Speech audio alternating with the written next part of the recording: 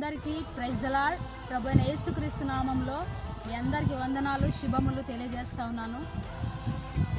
కీర్తనలు 1వ అధ్యాయము 2-3 వచనాల ప్రకారంగా, యెహోవా ధర్మశాస్త్రం నందు ఆనందించుచు దివారాత్రులు దానిని ధ్యానించువాడు ధన్యుడు.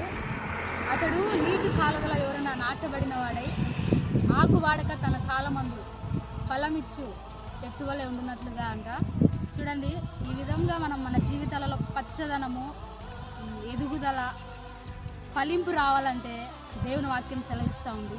యెహోవా ధర్మశాస్త్రం నందు ఆనందించుచు దివారాత్రులు దానిని ధ్యానించువాడు ధన్యుడని వాక్యం సెలవిస్తూ ఉంది. ఈ వాక్యానుసారంగా మనం దేవుని ధర్మశాస్త్రం నందు ఆనందిస్తూ, ధ్యానిస్తూ, స్తుతిస్తూ, ఆయనను మహిమపరుస్తూ పచ్చని చెట్టు వలె మనం ఎదుగునట్లుగా పరిశుద్ధాత్మ దేవుడు మనకందరికీ సహాయం చేయను గాక. ఆమేన్.